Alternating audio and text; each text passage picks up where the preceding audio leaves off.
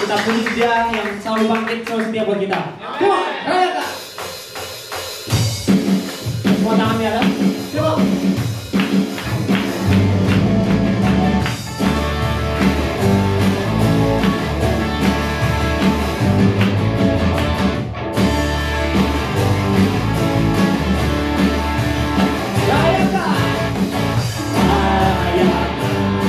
Yesus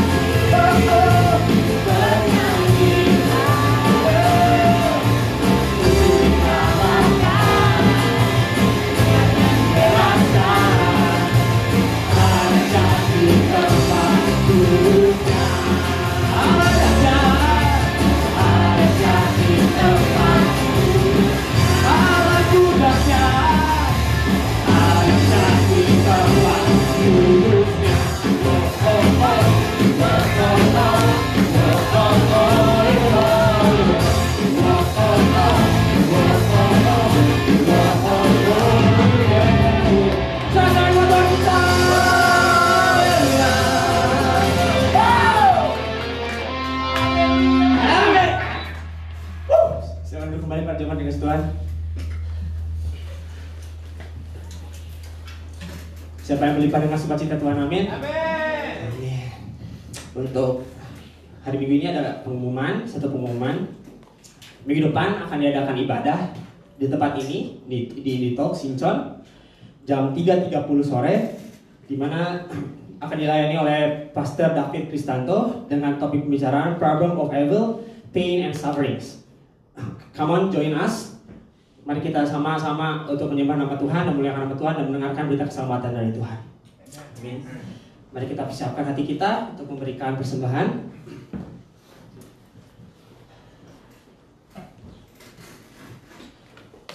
Saudara untuk mengangkat persembahan di tangan kanan saudara, mari kita berdoa dulu. Tuhan Yesus, Bapa kami yang dalam surga, Bapa, terima kasih Tuhan Yesus untuk kebangkitan dan keselamatan yang Kau berikan buat kami, Bapa. Tuhan Yesus, untuk lagi kami akan memberikan persembahan sedikit bagian berkat yang Kau berikan buat kami di kehidupan kami.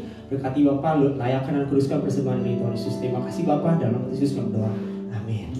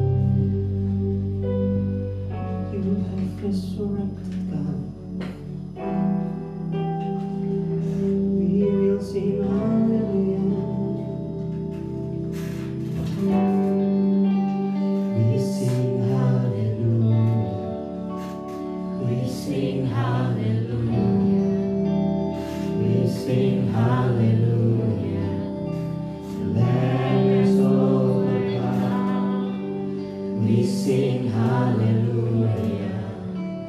We sing hallelujah. We sing hallelujah. The Lamb is overcome. We sing hallelujah. We sing hallelujah. We sing hallelujah. The Lamb is overcome. We sing hallelujah. We sing hallelujah. We sing hallelujah. Let's praise Him more. We sing hallelujah. We sing hallelujah. We sing hallelujah. The Lamb is overcome. We sing hallelujah. We sing hallelujah. The Lamb is overcome. Forever He is glorified. Forever He is lifted high. Forever He is lifted.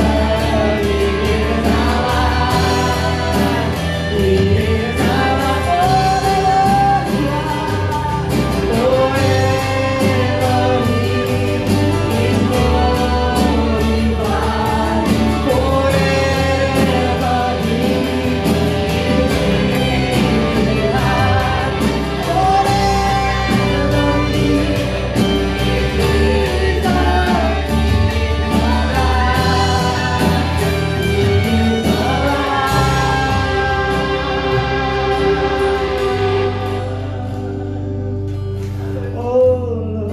Yes, Tuhan Yesus, terima kasih buat anugerah-Mu Tuhan Yesus.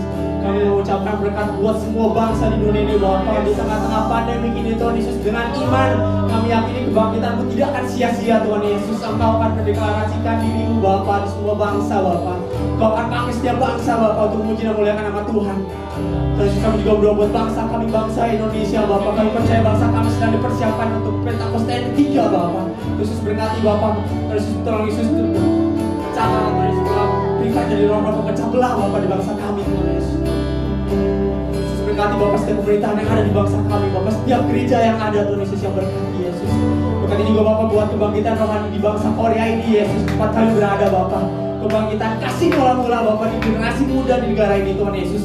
Pakai generasi muda Bapa untuk mengawal setiap hati yang butuh Engkau. Pakai mereka Bapa untuk mengawal setiap orang yang belum mengenal Engkau Bapa. Di saat ini Bapa, detik-detik ini Tuhan Yesus, kebangkitan-Mu Bapa akan dinyatakan di seluruh penjuru dunia Bapa. Kami juga berdoa Bapa buat negara Korea Utara Bapa. Engkau jamah ucapkan shalom buat mereka Tuhan Yesus. Hari Raya Paskah pun di sana akan terasa Bapa.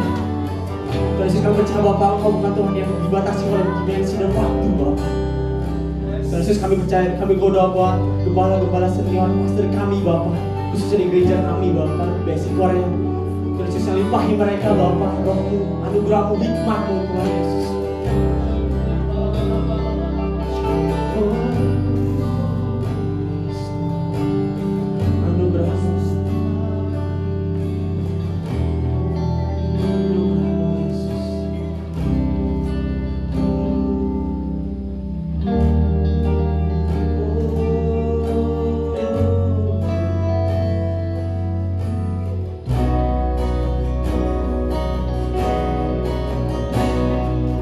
Wow.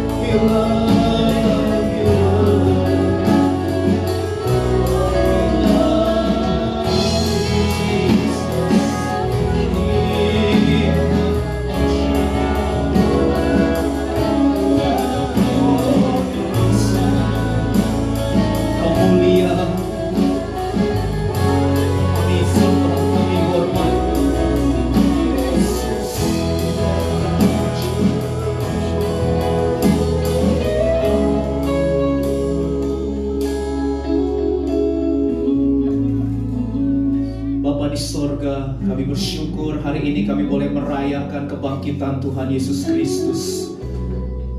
Kami tahu pengharapan kami adalah pengharapan yang kekal. Sebab Dia hidup, maka kami punya masa depan yang penuh dengan pengharapan.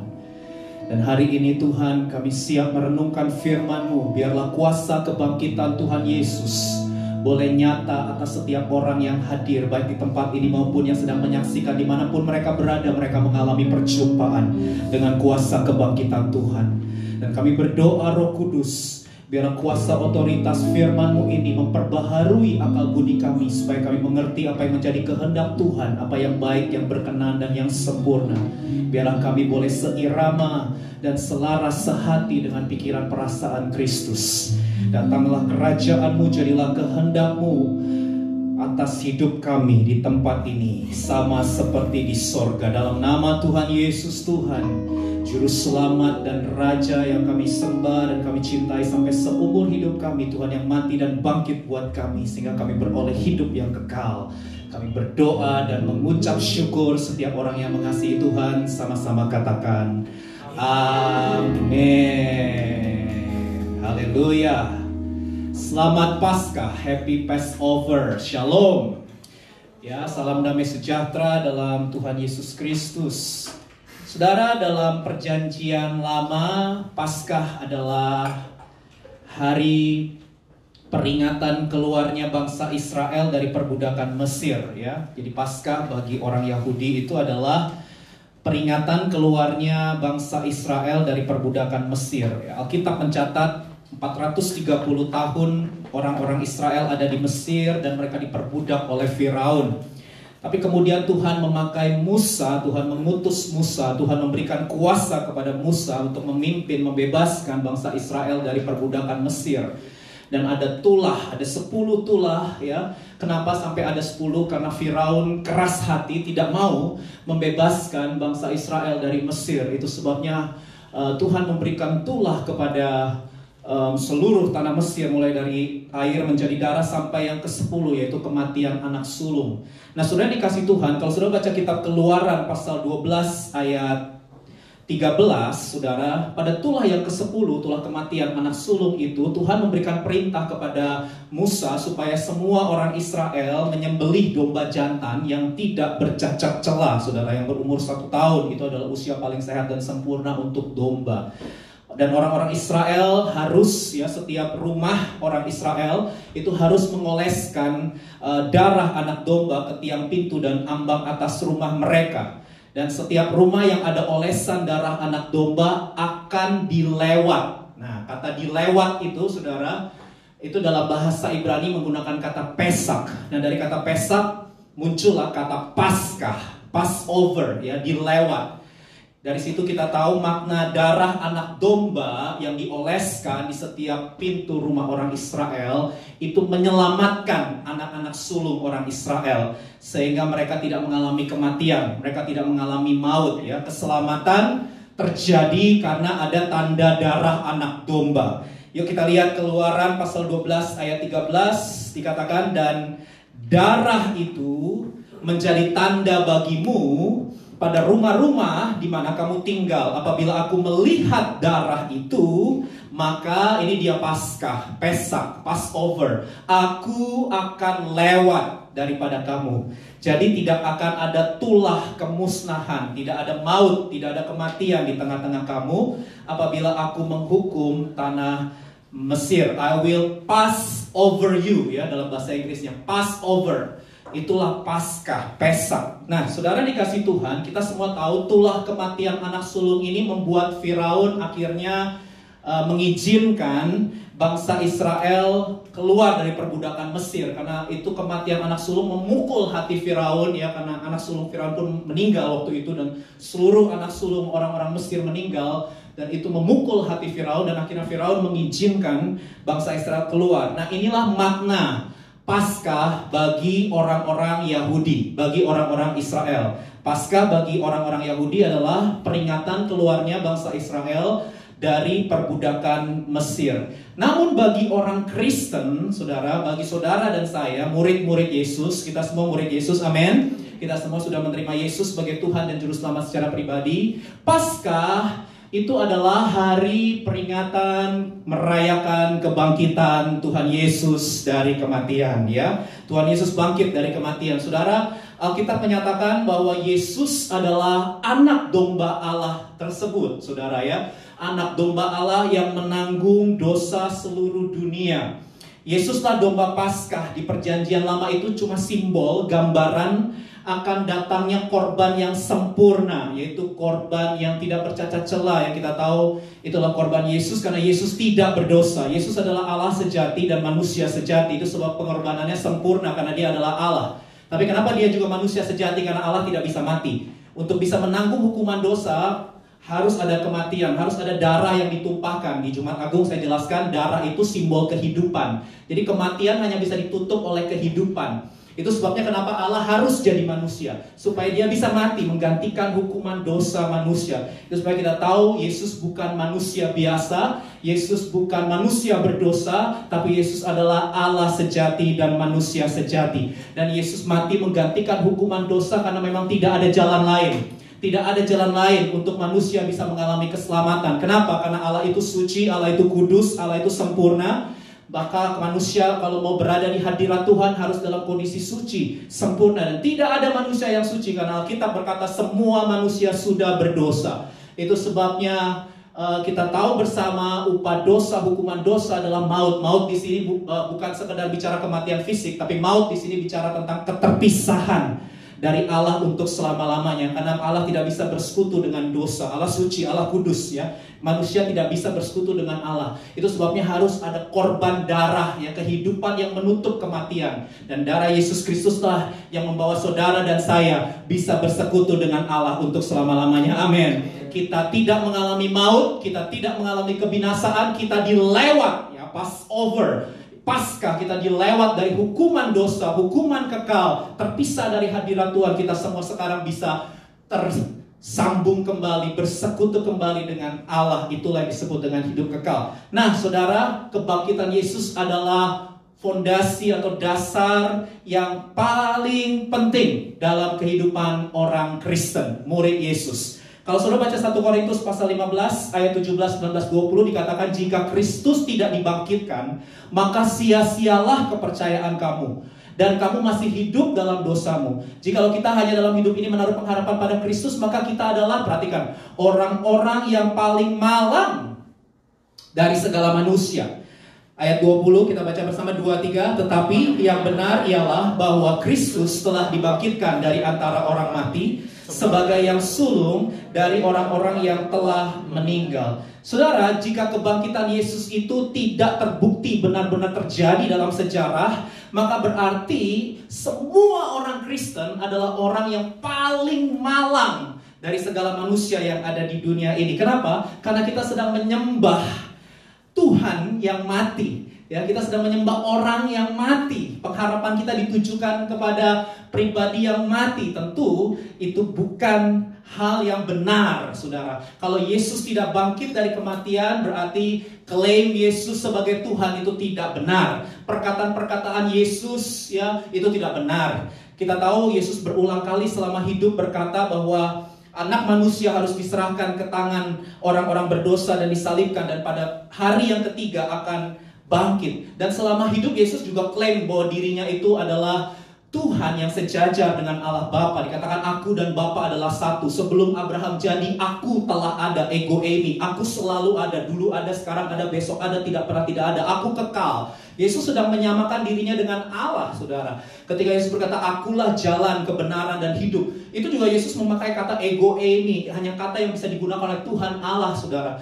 Nah, kalau Yesus tidak bangkit dari kematian, berarti perkataannya tidak benar. Kita tidak perlu percaya sama dia. Tapi karena Yesus bangkit dari kematian, itu membuktikan dia bukan manusia biasa. Itu membuktikan dia bukan manusia berdosa. Karena semua manusia berdosa mati dan tidak bisa bangkit. Hanya satu-satunya pribadi yang bisa bangkit dari kematian, itu membuktikan bahwa Yesus tidak berdosa.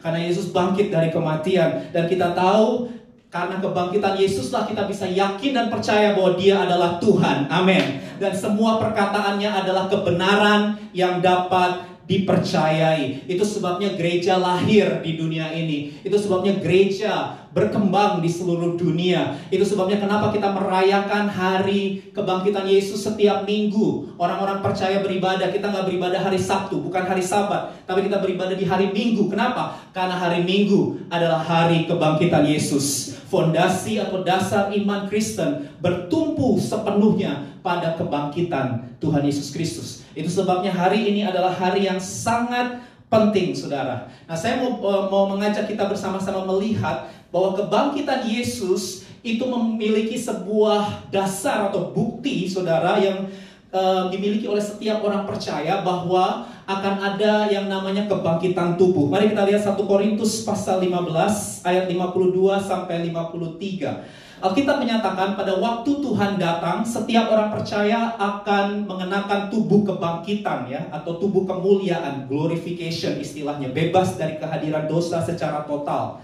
Ada kehidupan setelah kematian, ada kekekalan. Orang-orang mati yang percaya akan dibangkitkan, orang-orang yang hidup akan diberikan tubuh kemuliaan atau tubuh kebangkitan. Mari kita lihat 1 Korintus pasal 15 ayat 52 sampai 53.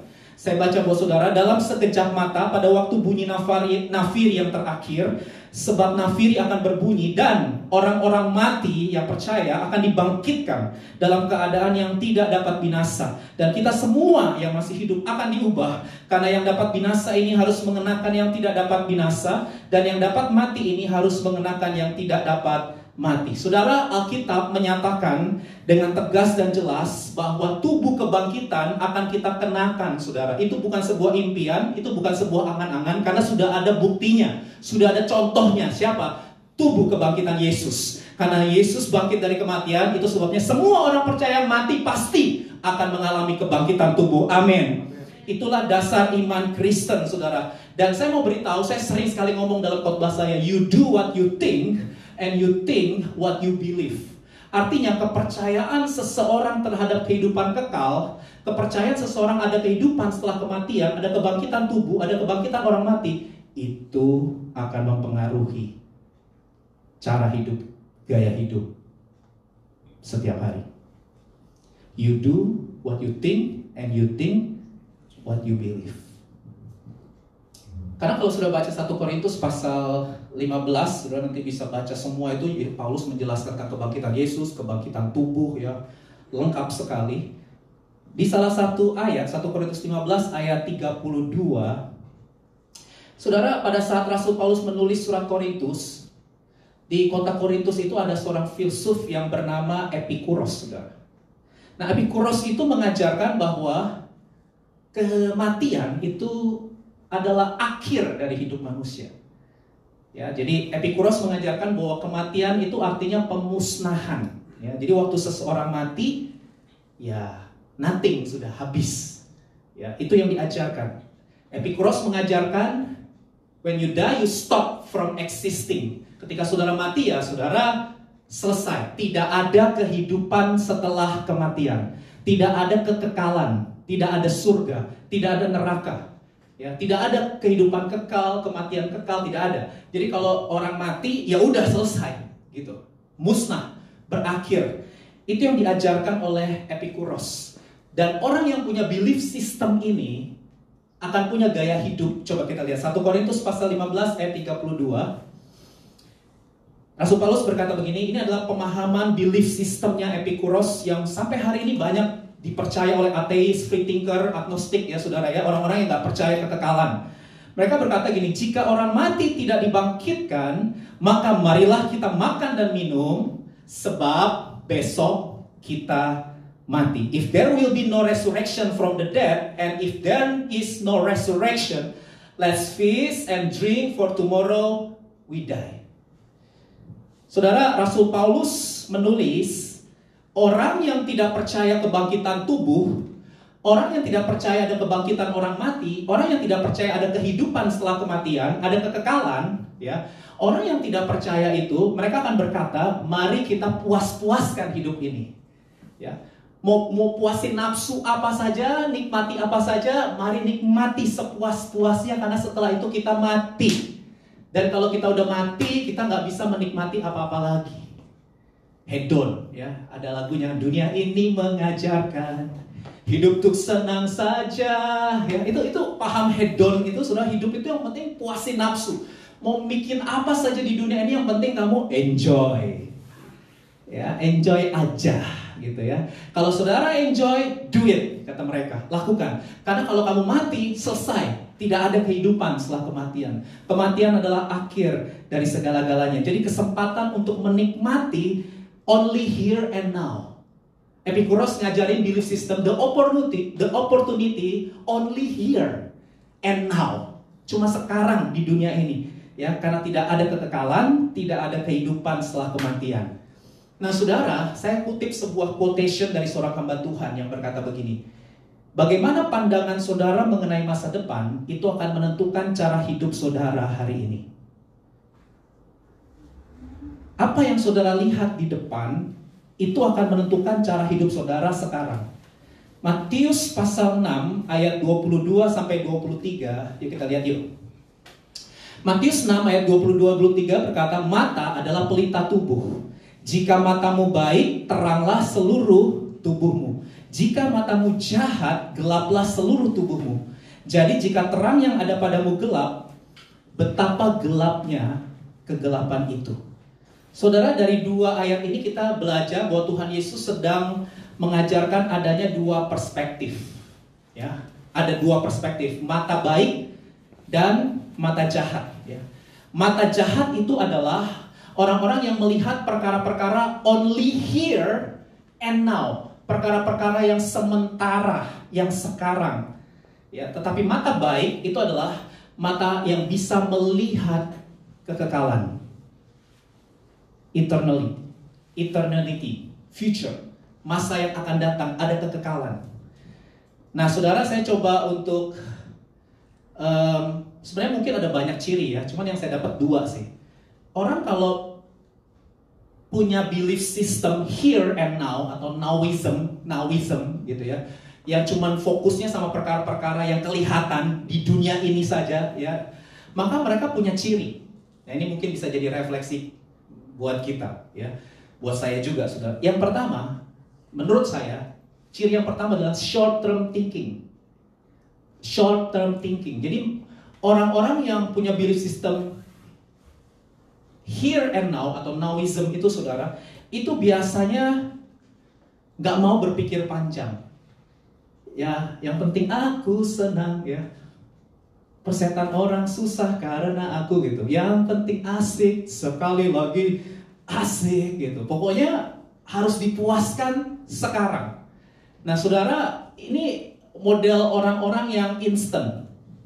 Orang-orang yang maunya buru-buru. Ya, nggak bisa tahan hawa nafsu. Ya, kan Alkitab misalnya mengajarkan dalam membangun hubungan, kamu harus hidup dalam kekudusan, dalam kemurnian. Ya, no sex before marriage. Kamu harus tunggu sampai pernikahan. Nah, orang-orang yang begini nih nggak bisa tahan. Ya, pokoknya mereka harus puaskan nafsu itu sekarang. Ya, mereka harus lakukan itu sekarang. I want it now, gitu, saudara. Nah, itu sebabnya kenapa kita lihat ada banyak orang terjebak dalam persoalan moralitas, ya, hidup dalam percabulan, hidup dalam perzinahan, penyimpangan seksual dan lain sebagainya, karena mereka punya belief system here and now, harus dipuaskan sekarang. Harus dipuaskan sekarang. Demikian juga saya mengamati orang-orang yang terjebak dalam persoalan keuangan, hutang yang begitu banyak. Kenapa? Karena mereka punya belief system, harus dihabiskan sekarang, harus belanja sekarang. Gak ada waktu lagi, pokoknya harus dihabiskan nih uang. Uang ini harus habis, saudara. Nah, sekarang lagi COVID-19 gini banyak orang pusing. Orang-orang yang gak bisa mengelola keuangan dengan baik, gak punya cadangan dana, biaya tidak terduga, gak punya tabungan, sekarang pusing. Ya, itu sebabnya saya berharap kita semua bisa lebih bijaksana dengan hidup ini. Selalu harus tahu bahwa goncangan itu bisa terjadi kapan saja. Ya, saya berdoa di peristiwa ini udah terlanjur masuk ya. Kita udah terlanjur masuk dalam COVID-19. Ngomongnya agak terlambat sebenarnya, tapi saya berdoa supaya saudara bisa lebih bijaksana dalam mengelola keuangan. Amin. Ya, karena saudara harus tahu di dunia ini semua bisa digoncang. Jadi kita selalu harus prepare. Kita harus bijaksana mengatur keuangan. Jangan semua uang itu kita habiskan untuk belanja, saudara ya, gaya hidup konsumtif. Nah, itu tipe orang-orang here and now. Orang-orang yang berpikir bahwa nafsu itu harus dipuaskan sekarang. Karena kalau besok kita mati, kita udah gak bisa menikmati lagi. Itu gawat banget, saudara. Orang-orang yang punya pikiran seperti itu. Makanya kita tahu ada orang-orang yang terjebak dalam konsumerisme. hedonisme, materialisme, gaya hidup konsumtif, dan lain sebagainya. Kenapa ada isme-isme itu? Karena akarnya adalah mereka nggak percaya kekekalan, mereka nggak percaya ada Tuhan, mereka nggak percaya ada kehidupan setelah kematian. Bagi mereka hidup ini ya hanya here and now, short term thinking. Yang kedua, saudara, orang yang hidup here and now, belief system here and now, nowism, itu always complain, selalu bersungut-sungut. Ya, gak bisa mengucap syukur, gak bisa. Mereka selalu bersungut-sungut, saudara. Kenapa? Karena orang-orang yang punya belief system here and now, harus sekarang, itu adalah orang-orang yang menuntut segala sesuatu yang ada di sekitar dia harus perfect, harus sempurna. Ketika dia melihat ada orang yang tidak sempurna, ketika dia melihat keadaan yang tidak sempurna, dia bakal stres. Dan dia akan bersungut-sungut, dia akan komplain. Semua dikomplain, saudara. Kenapa orang suka bersungut-sungut? Karena mereka menuntut kenyamanan itu harus sekarang, kenikmatan itu harus sekarang. Saya nggak suka dengan penderitaan, saya nggak suka dengan kesakitan, saya nggak suka penolakan orang, saya nggak suka orang ngomongin saya jelek, saya nggak suka kegagalan. Nah, orang-orang itu adalah orang-orang yang berpikir segala sesuatu harus sempurna sekarang, saudara. Dan ketika mereka melihat keadaan dunia ini tidak sempurna, orang-orang yang ada di sekitar mereka tidak sempurna, mereka kecewa, marah, karena nggak sesuai ekspektasi. Ya, saya udah share di Jumat aku. Kenapa orang marah, kecewa? Karena segala sesuatu terjadi nggak sesuai dengan keinginannya. Kita kan inginnya semua nyaman, tenang, ya, semua perfect. Dan ketika kita melihat keluarga kita nggak perfect, teman-teman kita nggak perfect, keuangan kita nggak perfect, kesehatan kita nggak perfect, ya, kita lihat segala sesuatunya nggak perfect, maka kita akan berkata life is not fair. Iri terus sama orang lain. Kok dia kaya, saya enggak? Ya. Kok dia sehat, saya enggak? Kok dia sukses, saya enggak? Itu orang yang punya pemikiran belief system here and now itu selalu gak pernah bisa bersyukur. Selalu hidupnya penuh dengan kekecewaan dan kemarahan, saudara. Ya. Itu kenapa mereka berpikir seperti itu. Semuanya harus perfect karena belief system ini. Karena mereka berpikir kebahagiaan itu ya harusnya sekarang ini. Dan ketika mereka melihat realita gak sesuai dengan keinginan, mereka berkata, aku gak bahagia. Nah, hati-hati. Ketika saudara berkata, aku gak bahagia, banyak orang akhirnya mengambil keputusan untuk suicide. Kenapa mereka bunuh diri? Karena mereka percaya Epikuros, bahwa kematian itu artinya kemusnahan. Jadi mereka pikir, ya udah mati aja. Karena kan gak ada surga, gak ada neraka, gak ada kekekalan. Dan aku lihat dunia ini tidak sempurna, jadi mendingan aku mati saja. Nah, orang-orang yang belief sistemnya here and now itu gampang sekali hopeless. Apa tuh? Frustasi, kehilangan harapan. Karena kita semua tahu dunia ini gak sempurna. Betul gak? Halo? Selalu mengharapkan apa dari dunia ini? Dunia ini sudah jatuh dalam dosa. Sekarang ada banyak orang mempertanyakan di mana Tuhan, ya kan? Itu akan kita bahas minggu depan, ya. Minggu depan kita akan ngebahas special teaching problem of evil, pain, and suffering. Karena sekarang orang-orang mulai mempertanyakan di mana perlindungan Tuhan, di mana kebaikan Tuhan. COVID-19 kok terus-menerus ada, tidak dihentikan sama Tuhan. Kenapa Tuhan biarkan ada kematian? Orang-orang mati secara tragis dan lain sebagainya. Nah, orang-orang mulai mempertanyakan, kenapa mereka mulai mempertanyakan itu? Karena mereka paksa dunia harus sempurna. Gak boleh ada sakit penyakit, gak boleh ada ketidakadilan, gak boleh ada bencana alam, gak boleh ada kematian. Dunia ini harus sempurna. Mereka lupa, dunia ini bukan surga. Dunia ini sudah jatuh dalam dosa. Manusia melawan dan memberontak kepada Tuhan. Dunia ini bukan surga. Tanggung jawab orang percaya membawa surga turun ke bumi, tapi apakah itu bisa terrealisasi secara sempurna? Enggak. Karena dunia masih di bawah kuasa si jahat. Kapan dunia menjadi tempat kerajaan Allah bertata? Nanti. Setelah Yesus datang, dia akan dirikan kerajaan langit baru, bumi baru. Itu nanti. Future, eternalism. Tapi orang-orang nowism gak bisa terima nih pandangan ini. Mereka paksa Tuhan harus menyembuhkan semua orang. Tuhan harus membuat semua orang bahagia. Tuhan betapa jahatnya manusia. Yang mereka paksa Tuhan harus memenuhi semua ekspektasi mereka. Dan ketika Tuhan tidak sesuai dengan ekspektasi, mereka berkata apa? Tidak ada Tuhan. Tuhan tidak baik. Tuhan tidak berkuasa. Karena dia biarkan kejahatan, dia biarkan COVID-19, dia biarkan resesi ekonomi terjadi. Banyak orang yang mengalami penderitaan dan lain sebagainya. Padahal saudara harus tahu, Alkitab dengan jelas, salah satu ayat terkenal 1 Yohanes pasal 2 ayat 15-17. Alkitab mengajarkan supaya kita tidak melekatkan hati kita pada dunia. Alkitab udah bilang dunia bukan tempat yang ideal. Dunia bukan tempat yang sempurna. Alkitab bilang janganlah kamu mengasihi dunia dan apa yang ada di dalamnya. Jikalau orang mengasihi dunia, maka kasih akan Bapa tidak ada di dalam orang itu. Sebab semua yang ada di dalam dunia adalah keinginan daging, keinginan mata, keangkuhan hidup, bukan berasal dari Bapa, melainkan dari dunia.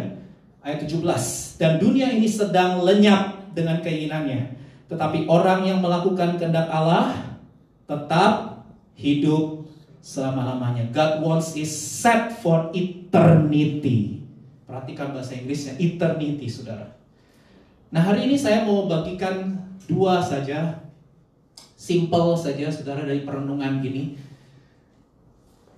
mengenai living with eternal hope, ya, hidup dalam pengharapan yang kekal. Judul khotbah saya adalah Eternal Hope, saudara. Tadi pendahuluannya cukup panjang ya. Eternal hope, ya, pengharapan yang kekal. Bagaimana orang percaya bisa hidup dalam pengharapan yang kekal? Ada 2 ciri dari orang yang percaya akan kekekalan. Yesus itu mengajar kekekalan, saudara. Ya, saudara harus lihat banyak sekali ayat-ayat di Alkitab. Yesus itu mengajarkan ada kehidupan setelah kematian. Ya, salah satu contohnya adalah penjahat yang di samping Yesus waktu disalib itu. Halo, betul? Ketika salah satu penjahat menyatakan dirinya percaya kepada Yesus, yang satu mencemooh, ya, mengolok-olok, yang satu kan percaya, betul? Nggak tahu yang di sebelah kiri atau kanan, ya. Lalu Yesus berkata apa? Hari ini juga kamu dengan aku bersama-sama di Firdaus. Padahal setelah itu mereka mati. Jadi Yesus tidak bicara tentang here and now. Yesus nggak bicara tentang terjadi Firdaus. No, karena orang itu mati. Tapi Yesus bilang hari ini juga engkau dan aku bersama di Firdaus. Di mana Firdaus itu? Yaitu bicara kehidupan setelah kematian. Yesus mengajarkan rumah Bapa. Yesus mengajarkan sorga. Yesus mengajarkan, saudara, bahwa dia naik ke sorga, dia hidup selama-lamanya, dan dia akan datang kembali ke dunia ini dan membawa orang-orang percaya bersama-sama dengan dia. Yesus mengajarkan kekekalan. Eternalism, bukan nowism. Ya, Yesus mengajarkan kehidupan kekal. Yesus mengatakan bahwa dunia ini memang bukan tempat yang sempurna, bukan tempat yang ideal. Nanti di sorga, kalau sudah baca Wahyu pasal 20 dikatakan, di sorgalah tidak ada duka cita, tidak ada penderitaan, tidak ada ratap tangis, tidak ada perkabungan. Yesus bilang itu nanti di sorga, bukan di dunia ini, saudara. Kalau di dunia ini kita masih, orang Kristen mengalami air mata, halo, iya. Duka cita, perkabungan, yes. Kita masih mengalami, saudara. Kalau kita sekarang lagi nggak ngalamin, itu Tuhan kasih cicipannya sorga, atau cicipan. Saudara, kalau ada makanan itu, biasanya istri saya tuh, saya sini coba cicip. Ya, manis nggak? Asin nggak gitu? Cicip aja. Itu cuman sedikit saja, ya, betul ya? Dia kasih sedikit saja untuk saya ngerasain, aduh, manis nggak? Asin nggak? Cicipan aja, saudara. Nah, kira-kira itu juga yang Tuhan lakukan dalam hidup manusia. Kalau sampai hari ini kita bisa menikmati rasa aman, sukacita, damai sejahtera, itu cicipan. Nanti di kekekalan sudah akan menikmati secara sempurna. Itu sebabnya Tuhan tidak mau hati kita melekat kepada apa yang ada di dunia ini. Tuhan cuma kasih cicipan aja, supaya hati kita tertuju kepada kekekalan. Hati kita melekat hanya kepada perkara-perkara yang bernilai kekal, yaitu tinggal bersama Tuhan, bersekutu dengan Tuhan selama-lamanya. Halo? Itu sebabnya hari ini kita mau belajar 2 ciri dari orang yang hidupnya punya perspektif kekal, atau hidup dalam pengharapan yang kekal. Yang pertama, dia akan bersandar penuh pada Tuhan. Saudara, orang yang punya eternity perspektif yang kekal, ya, orang ini akan lebih mudah percaya sama Tuhan. Dia akan lebih mudah trust with God. Ya, dia akan mudah percaya karena yang dia lihat bukan here and now, tapi dia melihat sesuatu yang melampaui yang kelihatan, yang tidak kelihatan itu yang dituju. Ya, kemuliaan kekal itu yang dituju, saudara. Dan orang-orang yang punya pandangan eternal itu, mereka bisa melihat penderitaan di dunia ini sebagai penderitaan yang ringan. Saya sudah pernah sharing mengenai tulisan Rasul Paulus. Rasul Paulus itu mengalami penderitaan yang sangat berat sebenarnya, saudara ya. Waduh, dipukulin, disiksa, ya, karam kapal dan lain sebagainya. Tapi Paulus bilang semua itu penderitaan ringan. Kenapa Paulus bisa berpikir itu penderitaan ringan? Itu nggak ringan, karena matanya tertuju kepada kemuliaan kekal, eternality, kekekalan, saudara. Jadi Paulus bisa menanggung semua penderitaan karena dia tahu dia punya sesuatu yang bernilai kekal di depan.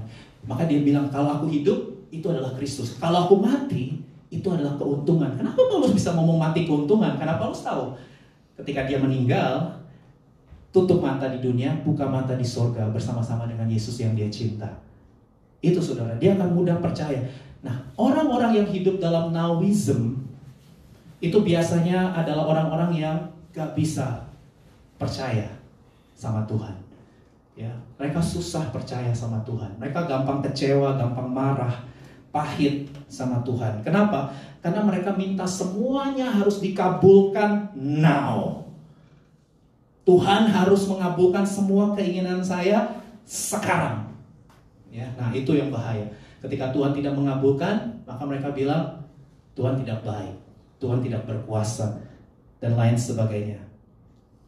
Padahal kalau sudah lihat Alkitab, Roma 8 ayat 28-29, coba kita lihat. Kita tahu sekarang Allah turut bekerja dalam segala sesuatu untuk mendatangkan kebaikan bagi mereka yang mengasihi Dia, yaitu bagi mereka yang terpanggil sesuai dengan rencana Allah. Sebab semua orang dipilihnya dari semula, mereka juga ditentukannya dari semula. Inilah kebaikan yang Tuhan sedang kerjakan dalam hidup kita. Bukan kenyamanan di dunia ini, bukan here and now, tapi apa?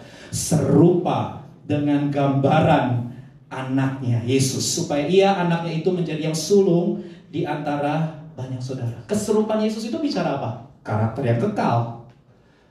Karakter yang kekal, saudara, kekekalan. Ya, kita sekarang sudah serupa Yesus belum? Belum. Makanya kita ngalamin tension kan?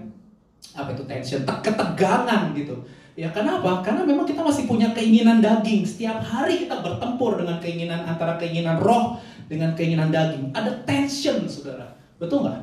Dan itu Tuhan biarkan dia terus bekerja sampai keinginan daging kita itu benar-benar lenyap dan hanya keinginan Tuhan saja yang nyata dalam hidup kita. Kemarin saya share itu di Cool Online. Ya, kalau sudah hadir di Cool Online, saya cerita soal Petrus. Simon Petrus itu nggak tiba-tiba mencintai Tuhan atau mencintai firman atau mencintai kehendak Tuhan. Karena kita semua tahu sebelum peristiwa kematian dan kebangkitan Yesus itu ada cerita, saudara ya. Iblis minta izin sama Tuhan Yesus untuk menampi iman Petrus, dan Tuhan izinkan. Dan kita tahu ketika Tuhan izinkan iblis untuk menggugurkan iman Petrus, iblis berhasil. Petrus gugur imannya karena Petrus sangkal Yesus banyak 3 kali. Dan sebelum peristiwa penyangkalan, sebetulnya Tuhan Yesus sudah memperingatkan kepada Petrus dan murid-muridnya, berjaga-jagalah, berjaga-jagalah, berjaga-jagalah. Roh memang penurut, tapi daging lemah. Di Taman Getsemani, halo, betul? Tapi Petrus setuju gak sama kehendak Tuhan, keinginan Yesus? Enggak. Dia tidur. Disuruh berjaga-jaga 3 kali, tidur, saudara. Petrus punya keinginan sendiri, maunya sendiri. Dia gak mau percaya sama firman Tuhan. Dia gak mau percaya sama perintah Tuhan. Dia punya keinginan sendiri, dia maunya tidur karena matanya udah berat. Tidur, saudara, gak berjaga-jaga. Tapi saya bersyukur sekali Tuhan Yesus gak ngamuk-ngamuk, gak marah-marah. Tuhan Yesus cuma bilang, bangun. Kenapa kamu gak sanggup? Tuhan Yesus tuh, aduh, lembut banget ya. Nah, gitu mungkin ya. Kenapa sih kamu? Tadi saya lihat cuplikan gitu, saudara. Tuhan Yesus membangunkan, terus ketika saatnya sudah tiba, Tuhan Yesus ngomong gini loh sama mereka yang lagi bobo-bobo itu, saudara. Ya udah, istirahatlah karena sebentar lagi aku akan diserahkan. Ya ampun, baik banget. Udah bobo-bobo, istirahatlah karena sebentar lagi aku akan diserahkan. Waduh, udah sangat kritikal seperti itu, Yesus masih ngomong begitu, saudara. Artinya Yesus itu menghargai free will, free choice. Petrus punya free will. Petrus punya free choice. Dan Yesus itu sangat menghormati.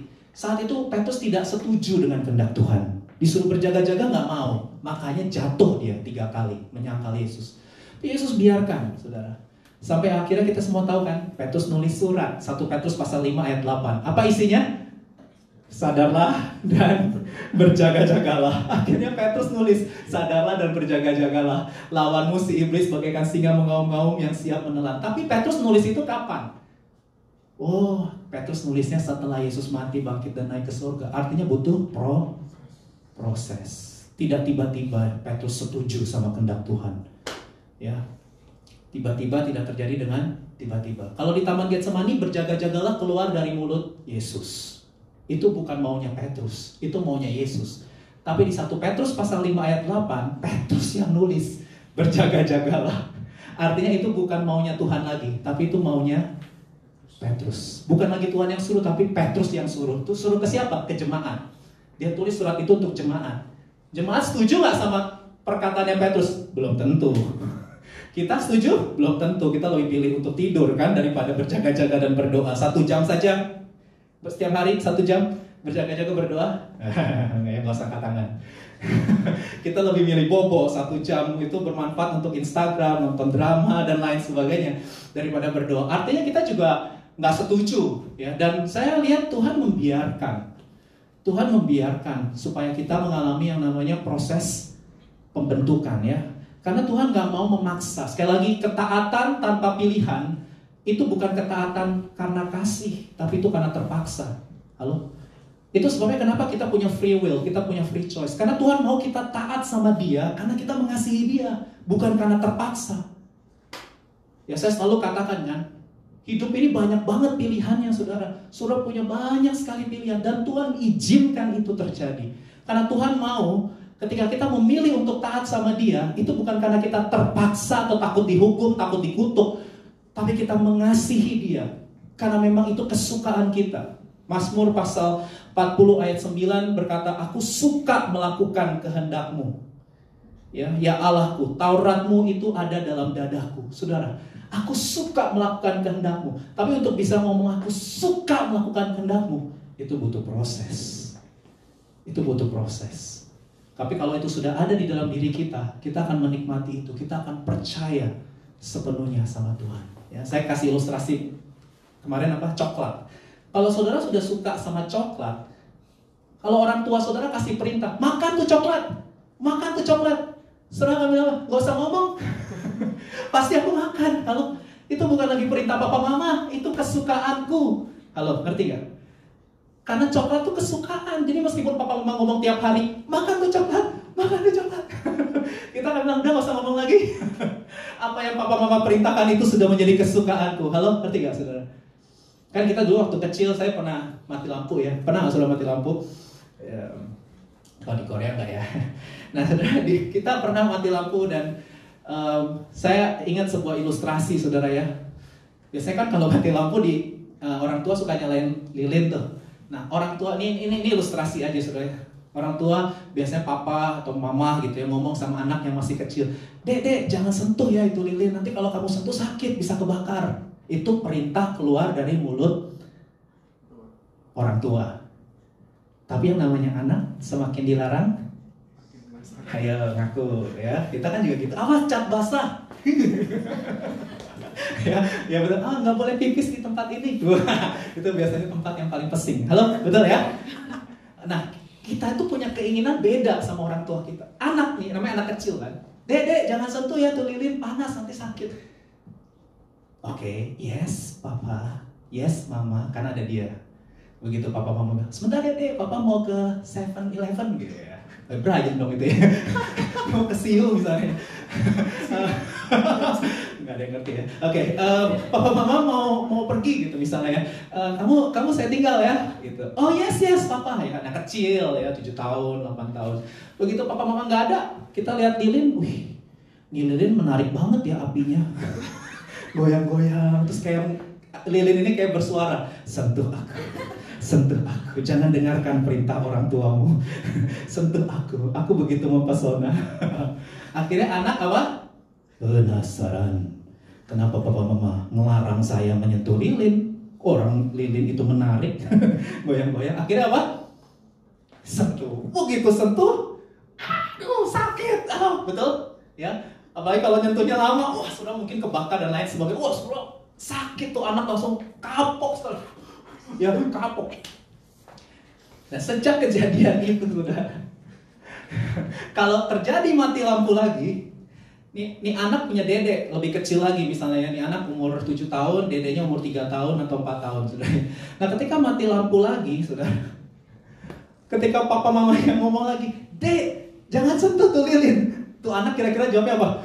Gak bakal gak bakal disentuh gitu ya papa mama.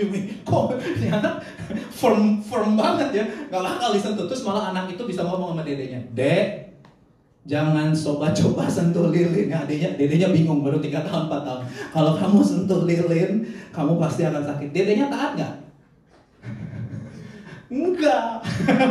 Biasanya enggak, betul? Karena itu suruhan kakaknya, bukan kemauan adeknya. Akhirnya apa? Adeknya mungkin juga bisa nyentuh lagi. Artinya dia ngalamin dulu secara pribadi, baru bisa ngerti. Nah saudara, seringkali kita kalau sama perintah Tuhan ya, ampunilah orang yang menyakitimu. Wah, apa nih firman suruh mengampuni ya? Kasihilah sesamamu manusia. Wah ini nggak bisa nih ya, betul? Kita nggak setuju dengan firman Tuhan. Dan Tuhan biarkan. Betul nggak? Tuhan biarkan. Sampai kita ngalamin secara pribadi kalau firman Tuhan itu demi kebaikan kita. Kalau perintah Tuhan itu untuk keuntungan kita. Bukan untuk keuntungan Tuhan. Karena Tuhan sayang sama kita. Tuhan gak mau kita terbakar sebetulnya. Gak mau binasa. Karena dosa itu merusak. Dosa itu menghancurkan. Nikmat tapi menghancurkan. Karena dosa memisahkan saudara dengan Tuhan. Dosa memisahkan saudara dengan sesama manusia. Ya, itu sebabnya kita mengalami yang namanya proses. Sampai kita berkata, "Aku suka melakukan kehendak-Mu." Itu bukan lagi perintah-Mu, tapi itu kesukaanku. Mengikut Yesus, itulah kesukaan hatiku. Ku lepas semua hakku untuk mengenal kehendak-Nya di hidupku. Itu lagu saudara, kesukaan. Tapi itu butuh proses. Ya, kita harus punya pandangan kekekalan, baru kita bisa mengerti sepenuhnya apa yang Tuhan firmankan. Itu bukan untuk sekarang, tapi untuk kemuliaan kekal yang akan kita nikmati bersama dengan Dia selama-lamanya. Saya undang para pelayan maju ke depan. Yang kedua, yang terakhir, ciri dari orang yang punya eternal hope adalah melekat kepada Tuhan. Katakan melekat pada Tuhan. Matius pasal 6 ayat 21 berkata, "Di mana hartamu berada, di situ juga hatimu berada." Ya, ada sebuah quotes yang bagus ya. "Keep the thing that God is given you, but put your heart in eternity. Make eternity your true treasure in your heart." Saudara,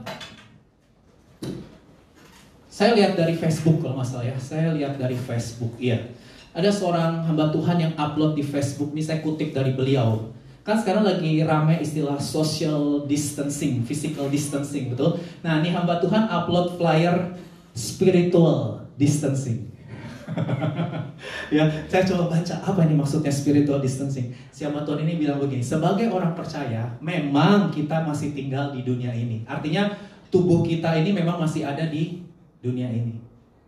Ya, tapi hati, pikiran, perasaan, kehendak, kemauan kita jangan sampai melekat dengan dunia ini. Kita harus jaga jarak. Spiritual distancing itu artinya kita harus ambil jarak sama dunia. Jangan melekat dengan dunia. Ya, karena di mana hartamu berada, di situ hatimu berada. Apa harta yang paling berharga buat hidup saudara? Siapa yang paling berharga buat hidup saudara? Kalau itu bukan Tuhan, saudara bisa tergoncangkan.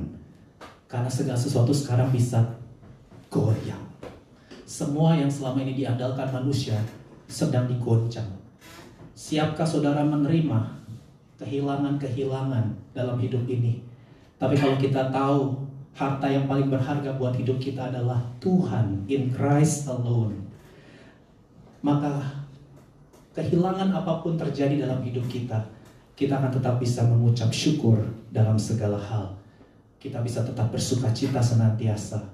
Kita bisa tetap tenang, tetap percaya, tetap berdoa. Kenapa? Karena harta yang paling berharga buat hidup kita bukan orang-orang yang ada di dunia ini.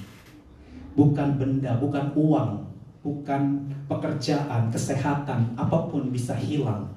Ya, kemarin di Jumat Agung saya share kan, saya selalu mengingatkan diri saya untuk nyanyi, ku tak membawa apapun juga saat ku datang ke dunia, ya.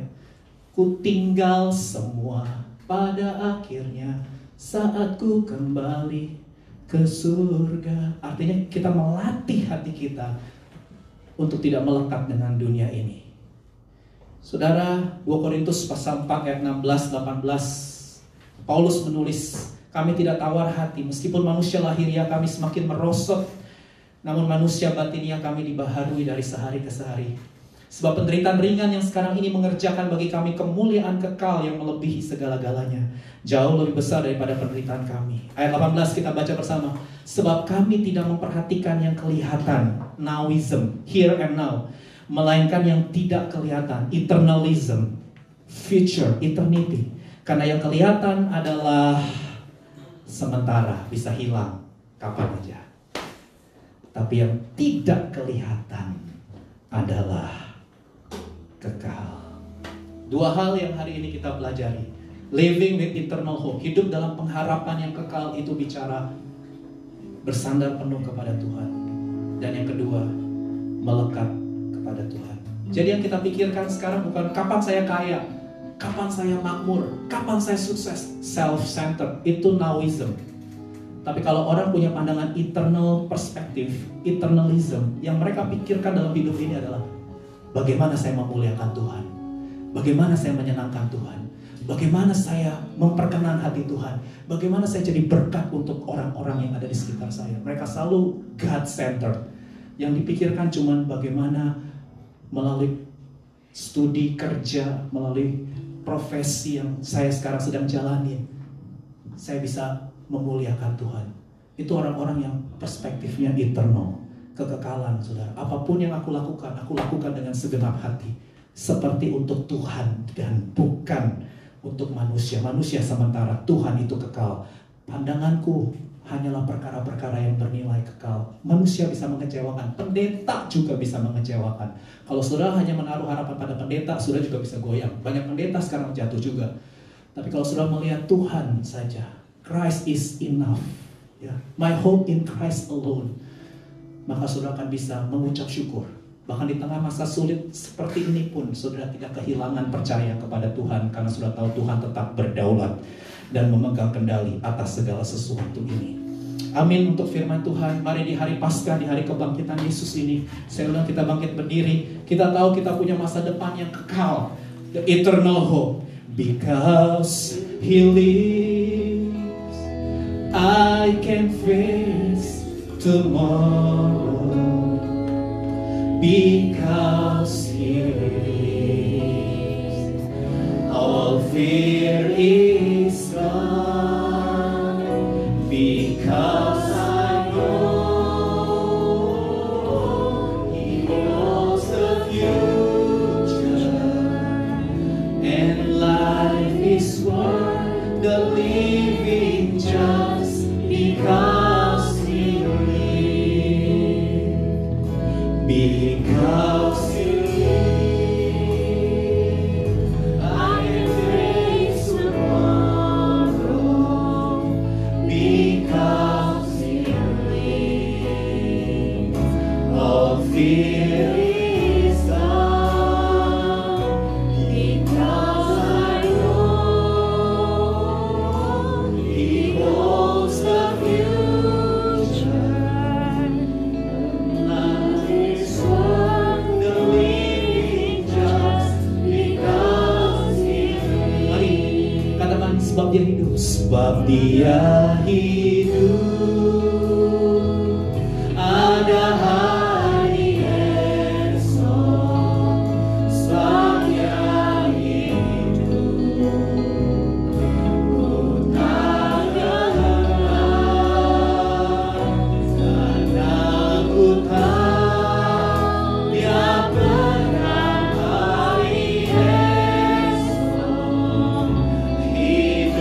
jadi berarti sebab Dia hidup. Hidupku berarti, hidup jadi berarti sebab Dia hidup. Hidupku berarti, hidup jadi berarti sebab Dia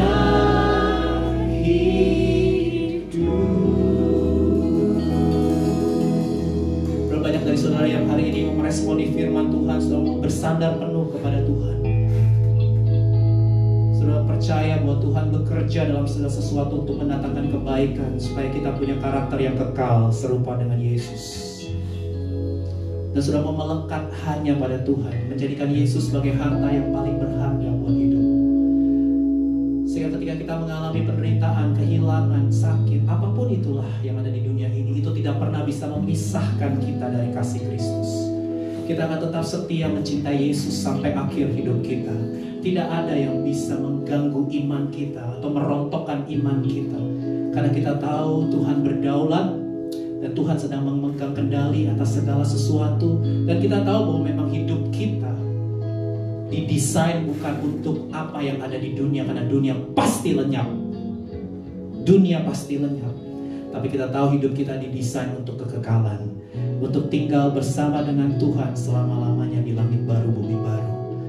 Kalau saudara adalah orang-orang yang mau terus mengutamakan perkara-perkara yang bernilai kekal, sehingga apapun yang kita lakukan dengan segenap hati untuk memuliakan Tuhan. Taruh tangan kanan saudara di dada. Saya mau berdoa. Bapak, Kau melihat setiap orang yang menaruh tangan kanan mereka di dada. Kami bersuka cita karena Yesus. Kami bahagia karena Yesus. Kami puas karena Yesus. Dan kami mau memuliakan Tuhan Yesus Kristus dalam setiap aktivitas, pekerjaan, profesi yang Tuhan taruh dalam hidup kami. Biarlah kami menjadi orang-orang yang suka melakukan kehendak Tuhan. Firman-Mu ada dalam batin kami. Kesukaan. Dan kami mau menjadi orang-orang yang menyelesaikan kehendak Tuhan sampai akhir hidup kami. Terima kasih Tuhan. Biar di hari Paskah, di hari kebangkitan ini, komitmen yang baru boleh kami aktifkan kembali. Bahwa kami tidak hidup untuk diri kami sendiri, tapi kami hidup untuk Tuhan Yesus yang mati dan bangkit buat kami. Terima kasih Tuhan untuk kebangkitan Yesus. Kami tahu kami punya hidup yang kekal selama-lamanya. Haleluya, kami bersyukur untuk hari ini Tuhan. Anugerah-Mu melimpah dan sebentar kami akan melanjutkan aktivitas kami. Kami pulang, kami rindu terima berkat dari Tuhan. Mari terima berkat di hari kebangkitan Yesus, di hari Paskah ini. Tuhan memberkati engkau dan melindungi engkau. Tuhan menyinari engkau dengan wajah-Nya dan memberi engkau kasih karunia. Tuhan menghadapkan wajah-Nya kepadamu dan memberi engkau damai sejahtera. Pulanglah, kasihilah Tuhan Allahmu dengan segenap hati, jiwa, kekuatan, dan akal budimu. Dan kasihilah sesamamu manusia seperti dirimu sendiri. Mulai dari sekarang sampai Maranatha. Datanglah segera ya Tuhan Yesus. Kami semua merindukanmu. Dalam nama Yesus, semua yang mau setia mengasihi Tuhan, living with eternal hope, sama-sama katakan amin. Happy Passover, selamat Paskah, Tuhan Yesus bangkit. Haleluya.